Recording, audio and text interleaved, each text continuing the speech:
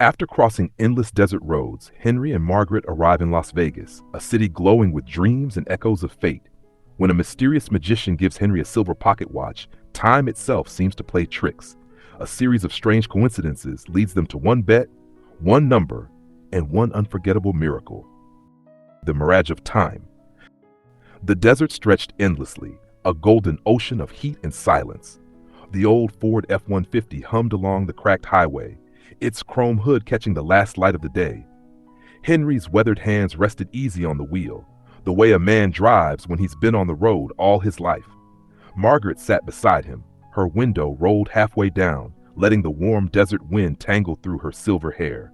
Buddy, their loyal golden retriever, stood with his paws on the seat between them, nose twitching, tail wagging. Every time the truck hit a bump, his ears bounced, and Margaret couldn't help but laugh. "Almost there, Bud," she said softly. "You'll see the lights soon." Henry gave a little nod, his voice low and content. "Vegas, city of second chances," he smirked. "Never thought we'd end up there again." The sun slipped behind the horizon like an ember fading into ash. Then, as if someone had flipped a switch, the horizon began to glow. Neon lights rose out of the desert darkness, colors bleeding into the night. Reds, blues, golds, a man-made galaxy stretching ahead of them. The reflection of the first sign shimmered on the Ford's windshield like ghosts of electricity. Margaret leaned forward. "Would you look at that?" The words came out in a whisper, almost reverent. "It's like the stars fell down to the ground." Henry chuckled. "Yeah, and they started charging $20 a night for the view." As they passed the iconic "Welcome to Fabulous Las Vegas" sign, he slowed down. The red and yellow bulbs flickered unevenly, a heartbeat in the desert night. Henry rolled down his window and let the warm air sweep through the cab. For a moment, all three just listened. The buzz of neon, the hum of tires on hot pavement, the faint echo of music carried on the wind. They found a small motel just off the old highway, the Desert Star Inn. Its flickering sign hummed like a tired firefly. The parking lot was half empty, the pavement cracked, but it had that kind of charm old places carry, the sort that smells like time and stories. Henry parked the truck, engine sighing to a stop. "Well, home sweet temporary home," he said. Inside, the air smelled faintly of coffee and dusted pine cleaner. The lobby walls were lined with faded photographs, showgirls, poker tables, Route 66 travelers. Behind the counter, a woman with bright lipstick and a kind smile handed them an old brass key on a wooden tag. "Room 11, she said. "Second floor, end of the hall. And don't worry if the light outside your door flickers. It's been doing that since Elvis left town." Margaret smiled. "Guess that makes it special." The woman winked. "Everything in Vegas is special, hon. Even the broken bits." Their room overlooked the city from afar, not the strip, but its softer reflection. They could see the lights shimmer like water in the distance. The hum of electricity filled the night. Henry stood by the window, watching the sky glow. "You know," he said, "when I was a kid, I used to think Vegas was magic." Margaret joined him, resting her head on his shoulder. "Maybe it still is. Just depends on what kind of magic you're looking for." Later, after unpacking, they decided to take a walk.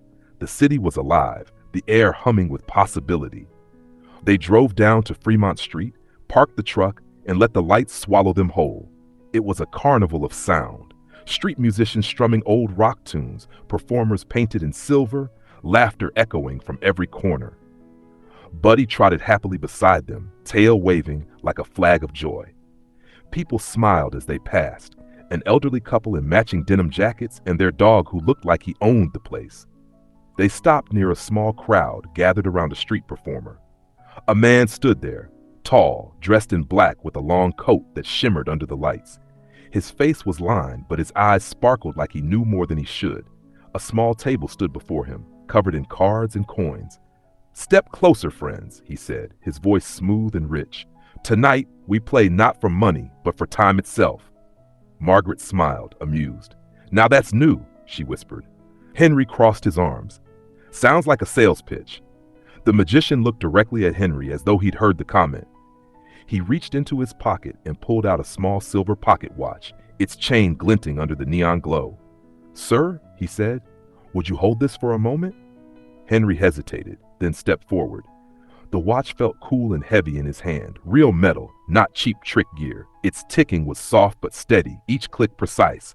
Time, the magician said quietly, has a funny way of rewarding those who wait. For a moment the crowd seemed to fade. The air felt still, charged. The neon light flickered. Henry blinked, and in that blink, something strange happened. The second hand shivered, trembled, then stopped, perfectly still at 11:11. The magician smiled faintly. Sometimes time takes a breath. Then he snapped his fingers. The watch ticked again. Henry looked down. The hands moved normally now. He exhaled, half amused, half unsettled. Nice trick. The magician only smiled. Oh, it's not a trick, sir. It's a reminder. Henry returned the watch, and before he could say another word, the magician turned and vanished into the crowd. One moment he was there, the next, gone. No smoke, no flash, just absence. Margaret frowned slightly. Did you see where he went? Henry scanned the street. Not a clue, but that was one hell of a show. She laughed softly. Vegas magic, huh? He nodded. Vegas magic. They wandered for a while longer, through glowing signs and old songs, before heading back to the motel. The night air was thick with the scent of rain on dust. Somewhere far off, thunder rumbled. As they reached their door, Henry looked up. The old flickering light above their room blinked once, twice, then steadied. For the first time all evening it burned bright and still. Inside, Margaret kicked off her shoes and smiled. Maybe it's good luck, she said. Henry chuckled, pulling the curtains closed. Maybe. Or maybe time just caught up with us for a minute. Buddy curled up at their feet, sighing deeply. The city hummed outside, full of energy and secrets, and on the bedside clock, glowing faintly in the dark, the numbers read 11, 11, 11. The rain came just before dawn, soft at first, like whispers against the window, then heavier, drumming on the tin awning outside their motel room. The sign outside, Desert Star Inn, flickered against the wet glass, its neon bleeding pink and blue across the walls. Henry woke to the sound and sat up slowly, rubbing his eyes. The bedside clock glowed a pale green in the dark. 11:11. He frowned. That can't be right. He reached for his phone on the nightstand. Same thing. 11:11. It was impossible. The sun wasn't even high yet. Margaret stirred under the blanket. What's wrong? Clock's gone funny, he muttered. Must have been the storm. She rolled over, her voice still half asleep. It's Vegas, Henry. Even the time here likes to gamble. He chuckled, kissed her forehead, and got up to make coffee. The old machine on the counter sputtered and groaned before giving in. The smell filled the room, that familiar grounding smell of mornings on the road. Buddy stretched on the rug, yawned, and trotted to the window. His ears perked up. He gave a soft bark, not alarmed, just curious. Henry followed his gaze. Outside, parked across the lot, was a dusty blue sedan, its license plate, LV 111. He blinked. No way. He leaned closer as if that would change what he saw. Margaret joined him, mug in hand. What is it? He pointed. That plate. She squinted. So? It's just numbers. Yeah, but it's the same number that Magician's watch stopped on last night. Margaret smiled faintly. Coincidence? Yeah, he said, though he didn't sound convinced. Sure. They got ready and headed downtown. The rain had washed the streets clean, leaving everything gleaming under the morning light. The air smelled of wet asphalt and coffee, that Vegas after rain kind of magic, when even the neon looked softer. They stopped at a diner called Lucky Spoon Cafe. Red booths, checkered floor, jukebox in the corner playing Elvis. The waitress, a woman with a kind smile and a name tag that said Rita, poured their coffee and handed them a check with a wink. When Henry picked it up, he froze. Total, $11.11. He showed it to Margaret. She laughed. You're kidding me? You think I planned that? Maybe the magician followed us. Don't even joke. Rita noticed their expressions. Everything all right, folks? Yeah, Henry said, still staring at the paper. Just a funny number. She leaned over, chewing gum thoughtfully. Oh, that's my favorite time of day, 11:11. That's when you make a wish, you know? Henry smirked. Maybe we should have wished for free breakfast, she laughed. Sweetheart, in this town, you're lucky if you get free refills. They left a good tip and stepped outside. The clouds had broken apart, revealing a bright, endless blue. Buddy trotted beside them, his leash loose in Margaret's hand. As they crossed the street, he suddenly stopped, nose up, ears twitching. He gave a small, excited bark and pulled toward a parked car. Henry followed his gaze. The car was red, old, and dusty, and the license number gleamed under the sun, 11. He looked at Margaret. She looked back, her smile fading. Okay, that's weird. He exhaled slowly. Yeah, that's weird. They kept walking, but now the world felt different, like a record skipping just a little out of sync. At a newsstand, the digital clock above the counter blinked 11:11 before flickering to the right time. A kid's t-shirt in a souvenir shop window read Lucky 11. Even a billboard for a new casino glowed in huge letters, opening November 11th. Margaret broke the silence. You think it means something? I think we're just tired, Henry said, though his tone betrayed him. She laughed softly. Henry, you said the same thing when we saw that light train in the desert. He gave her a look. That was different. Was it? She teased. You think maybe time's following us? He grinned, but it didn't reach his eyes. Time's got better things to do than chase two old folks on vacation. By afternoon, they found themselves wandering into one of the older casinos downtown, the Golden Mirage. It wasn't flashy like the Strip. It had a kind of faded charm, brass railings, red carpet worn thin by decades of dreams. The air was cool, heavy with cigarette ghosts and Sinatra on the speakers. Margaret stopped by a roulette table, her eyes catching the spinning wheel. You know, she said quietly, if we're going to keep seeing those numbers. Henry sighed. You're not serious. One bet, she said, smiling. Just one, for the road. He looked at her, the sparkle in her eyes, the same one she'd had when they first hit Route 66 years ago. Buddy wagged his tail like he agreed. Henry chuckled. You're both troublemakers, you know that? He reached into his wallet and pulled out a single chip. Not much, just enough to make it real. He handed it to the dealer. Put it on 11. The dealer smiled politely. Feeling lucky, sir? Henry shrugged. Let's say I'm feeling watched. The wheel spun. The small white ball clattered and jumped, a heartbeat in motion. The world seemed to hold its breath. Margaret squeezed his hand. The ball clicked, bounced, and landed square on 11. For a moment, everything went still. Even the music seemed to fade. Then the dealer announced it, voice calm and clear. 11. Black. Congratulations. The table erupted in cheers. Coins clinked, lights flashed. Margaret laughed, pure and bright, and threw her arms around Henry. He didn't even look at the winnings. He just smiled and said, Guess we finally got our wish. Later, as they stepped outside into the cooling night, the neon signs shimmered on wet pavement. Buddy trotted ahead, tail wagging. The air smelled of rain and electric light. Margaret tucked her arm through his. You think it was fate? Henry smiled softly. No idea. But you believe in it now, don't you? He looked down at her. Let's just say I'm keeping better track of time. And as they walked past a darkened shop window, something caught his eye. A faint reflection. In the glass between the reflections of passing cars and neon signs stood a familiar figure, the old magician. The same coat, the same faint smile. Henry blinked. The image flickered. There, then gone. Margaret followed his gaze. What is it? He shook his head slowly. Nothing. Just thought I saw someone. Buddy barked once, short and sharp, as if to say, You did. The air inside the Golden Mirage felt thicker than outside, like the desert heat had followed them in, dressed up in gold light and cigarette smoke. The casino hummed with a rhythm of its own. Coins clinking, cards shuffling, laughter echoing from tables where dreams lived and died every few seconds. Henry had always avoided these places. Too loud, too bright, too full of promises that cost too much. But tonight felt different. Maybe it was the rain. Maybe it was those numbers that kept showing up. Maybe, though he'd never admit it, maybe it was the magician.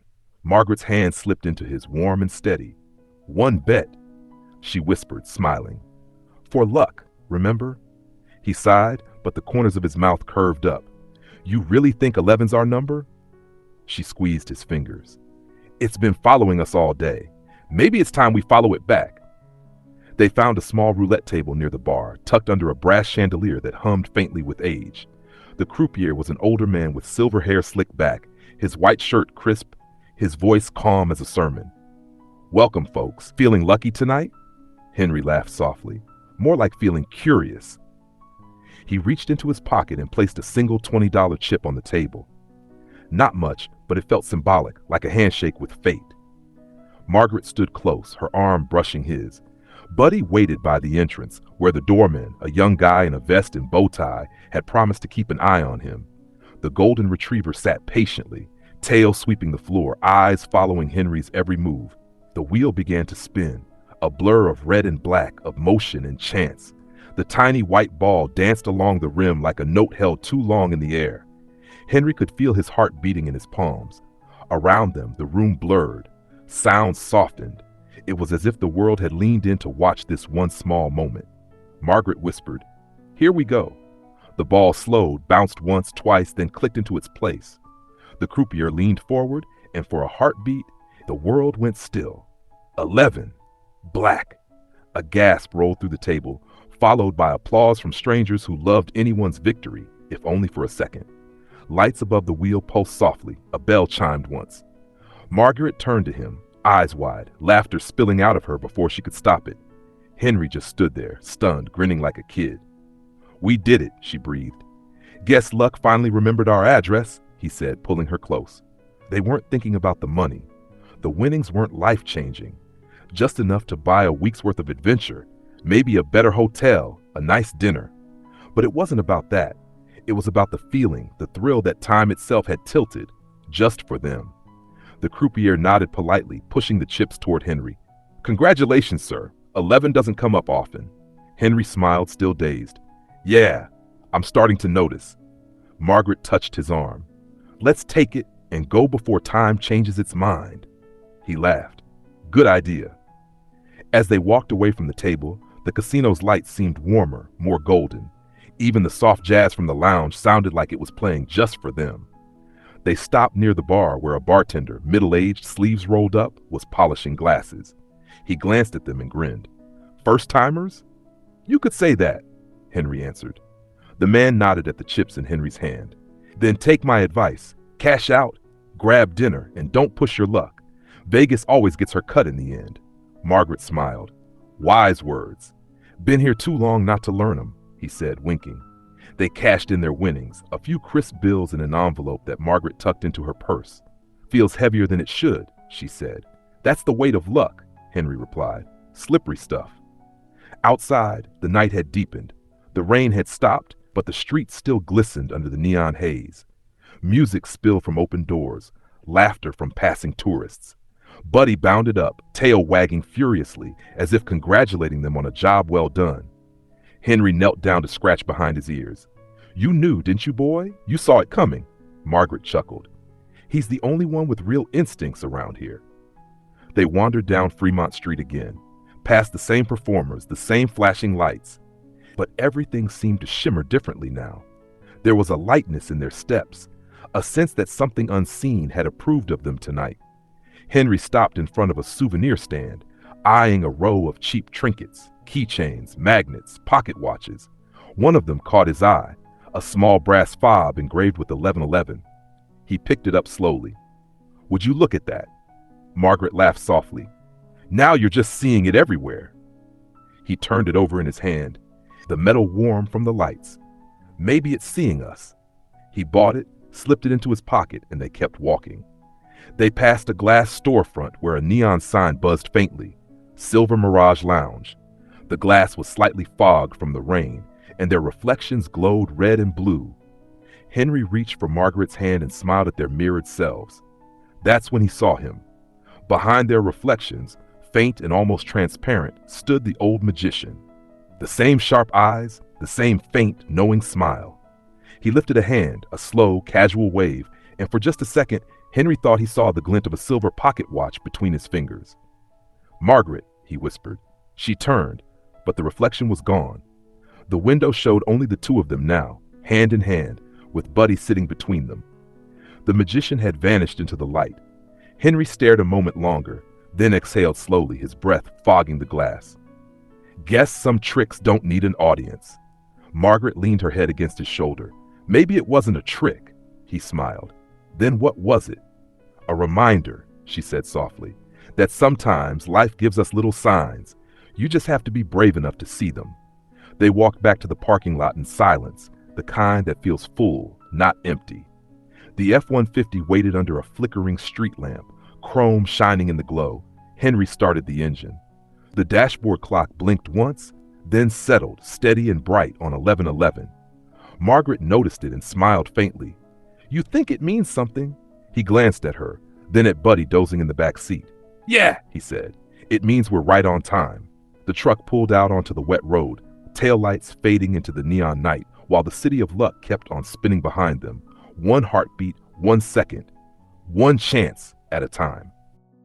The next morning, Las Vegas was strangely calm, the kind of quiet that comes after a storm of noise and light. The rain had washed the streets clean, leaving the asphalt slick and shining under the early sun. Neon signs still flickered half-heartedly, as if the city hadn't quite woken up yet. Henry sat on the motel's small balcony with a cup of coffee, watching the world stretch and yawn below. The faint hum of distant traffic mixed with the soft patter of water dripping from the roof. Buddy lay at his feet, nose twitching toward the smell of pancakes drifting from a nearby diner. Margaret appeared behind him, wrapping a sweater around her shoulders. "You've been up for a while." He nodded. "Couldn't sleep. Feels like last night still hanging in the air." She smiled, leaning against the railing. "You mean the miracle?" He chuckled. "If you want to call it that." They shared a comfortable silence, the kind you only earn after a lifetime together. Margaret broke it first. "You know, maybe that magician wasn't just performing tricks." Henry sipped his coffee, watching steam curl in the air. "You think he was real?" "Real enough." She smiled softly. "Sometimes people show up just to remind you that life still got some magic left in it." He didn't answer, just looked down at Buddy, who tilted his head and wagged his tail as if agreeing. They checked out around noon, loading the F-150 with their small bags. The truck smelled faintly of dust and rain, a scent that had followed them since their first road trip. Margaret patted the dashboard affectionately. "You've still got it, old friend." As they pulled out of the motel lot, the radio flickered to life with a soft crackle, an old Sinatra tune humming through the static. "Luck be a lady tonight." Henry grinned. "Really? You couldn't make that up?" Margaret laughed. "Vegas doesn't let go easy." They drove through the quiet back streets of the city. In daylight, everything looked different. Less glitter, more grit. The famous strip shimmered in the distance, but they preferred this side of town, where the old motels and diners still held stories in their paint. They stopped at a cafe called Desert Moon, the kind with plastic menus and friendly waitresses who call everyone Han. A couple of locals sat at the counter, talking about last night's boxing match. Henry and Margaret took a booth by the window, Buddy curled up under the table, content with a biscuit from the waitress. The coffee came steaming hot, the kind that burns just a little but feels good anyway. "You realize," Margaret said, stirring cream into her cup, "that we actually won in Vegas?" Henry smirked. "Yeah, but we didn't lose our shirts, so I'm not sure it counts," she laughed, shaking her head. "I'm serious. We didn't win money. We won something else." He looked at her, eyebrow raised. "Like what?" "A reminder." She smiled. "That life still surprises us." Henry leaned back, glancing out the window. Across the street, the reflection of their booth shimmered faintly in the glass of a pawn shop window. For just a heartbeat, one flicker between seconds, he thought he saw the old magician standing there again, behind the reflection, holding the silver pocket watch. This time, the watch wasn't ticking. It glowed faintly, and then, as if carried by a breeze, the image dissolved. Henry blinked. "You see that?" he asked quietly. Margaret looked up. "See what?" He smiled faintly. "Nothing. Just time passing, I guess." Buddy barked softly under the table, like he knew something the humans didn't. They left the cafe a little after 1. The sky was clear now, the desert heat already reclaiming the day. Margaret put on her sunglasses and turned to Henry. "Where to next?" He grinned. "Somewhere quieter. Maybe the mountains. Maybe home." She nodded. "You think the magic will follow us?" "If it knows what's good for it," he said with a wink. The F-150 rumbled to life. The sun caught its windshield just right, scattering reflections of gold across the street. They drove out toward the open highway, leaving behind the city's glittering skeletons. The road stretched ahead like a silver ribbon cutting through sand and time. As they passed the city limits, a soft desert wind swept over the hood, carrying dust and the faint smell of rain. Margaret glanced at the dashboard clock. 11:11 again. She smiled quietly, watching the numbers glow. You ever think maybe time isn't a straight line? She asked. Henry glanced at her, half smiling. More like a loop, huh? Maybe it just circles back when you're meant to notice something. He nodded. Then I guess we're right on schedule. They drove for hours through the Nevada desert, the sky slowly fading from blue to amber. Gas stations came and went. So did old signs half swallowed by sand. At one point they stopped by a viewpoint, an endless stretch of desert that shimmered under the sinking sun. Henry got out, stretching his legs while Margaret leaned against the truck, camera in hand. You ever think we'd end up here? She asked. Vegas?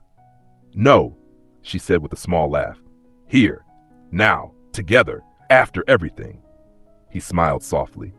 Guess time had plans of its own.